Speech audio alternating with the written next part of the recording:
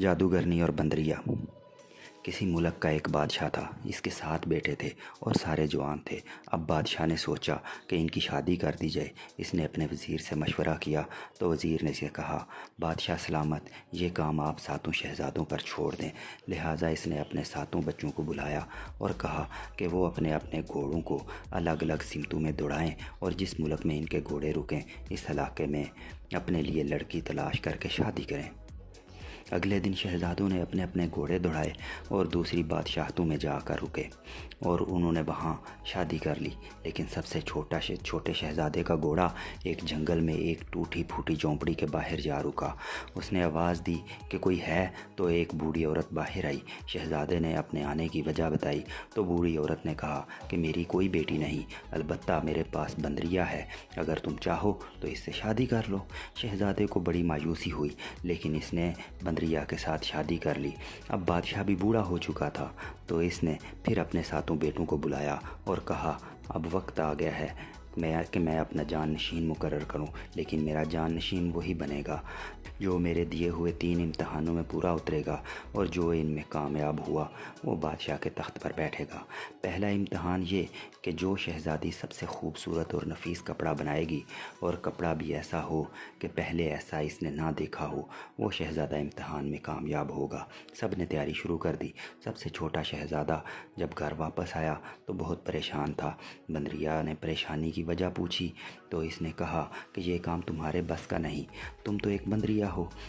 جب اس نے اصرار کیا تو شہزادے نے ساری بات اپنی بیوی یعنی بندریا کو بتا دی۔ اس نے کہا، آپ آرام کرو اور یہ کام آپ مجھ پر چھوڑ دو۔ شہزادہ سو گیا۔ صبح جب شہزادہ اٹھا تو وہ حیران رہ گیا۔ اس کے سامنے بہت خوبصورت اور نفیس کپڑا پڑا ہوا تھا۔ آخر وہ دن آ گیا جب سب نے اپنی اپنی شہزادیوں کے بنائے ہوئے کپڑے پیش کیے۔ سب کے بنائے ہوئے کپڑے ایک سے بڑھ کر ایک تھے۔ آخر میں چھوٹے شہزادے کا کپڑا پیش کیا گیا اور وہ سب سے خوبصورت خالص ریشم سے بنا ہوا تھا اور اس پر بیش قیمت جواہرات لگے ہوئے تھے۔ پہلا امتحان کا سہرا چھوٹے کے سر آیا۔ بادشاہ نے سب سے اچھا کپڑا چھوٹے شہزادے کا قرار دیا۔ دوسرے امتحان کے لیے بادشاہ نے کہا، سب ایک ایک دن میری دعوت کرو۔ جس کی شہزادی سب سے اچھا اور مزیدار کھانا بنائے گی وہ امتحان میں کامیاب ہوگا۔ چھوٹا شہزادہ گھر آیا تو وہ پھر بہت زیادہ پریشان تھا۔ بندریا نے پوچھا تو اس نے کہا کہ یہ تمہارے بس کی بات نہیں، میں کبھی بادشاہ نہیں بن سکتا، اور وہ رونے لگا۔ لیکن بندریا کے اصرار پر اس نے دوسرے امتحان کا بتا دیا تو وہ بولی، آپ پریشان نہ ہوں، بس جس دن دعوت ہو آپ مجھے بتا دینا۔ شہزادہ اس سوچ میں تھا کہ بندریا اس امتحان کو کیسے پورا کر پائے گی۔ آخر ایک دن شہزادہ واپس آیا تو اس نے بتایا کہ صبح بادشاہ سلامت کی دعوت ان کے ہاں ہے۔ تو بندریا نے کہا، آپ بے فکر ہو کر سو جائیں، باقی آپ مجھ پر چھوڑ دیں۔ شہزادہ اپنے کمرے میں جا کر جھوٹ موٹ کر سو گیا۔ جب بندریا نے دیکھا کہ شہزادہ سو گیا ہے تو اس نے بندریا کی کھال اتار کر کھانا بنانا شروع کر دیا۔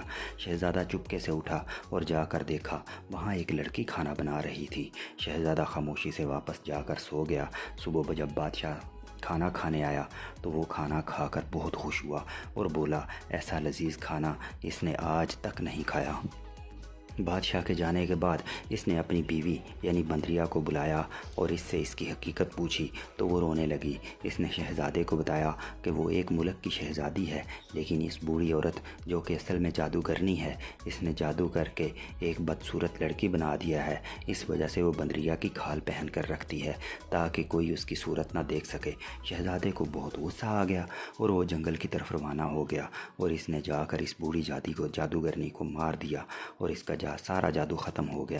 جب شہزادہ واپس آیا تو اس کے سامنے ایک بہت ہی پیاری لڑکی کھڑی تھی جو کہ بالکل پریوں جیسی لگ رہی تھی۔ شہزادہ اتنی خوبصورت بیوی پا کر بہت خوش ہوا۔ اب بادشاہ نے تیسری اور آخری شرط یہ رکھی کہ وہ سب شہزادے اپنی بیویوں کے ساتھ اس کے محل آئیں گے اور جس کی بیوی سب سے خوبصورت ہوگی وہ شہزادہ بادشاہ بنے گا۔ مقررہ دن کے مطابق سب شہزادے اپنی اپنی شہزادیوں کے ساتھ بادشاہ کے محل آئے اور سب شہزادیوں کو اکٹھا کھڑا کیا گیا۔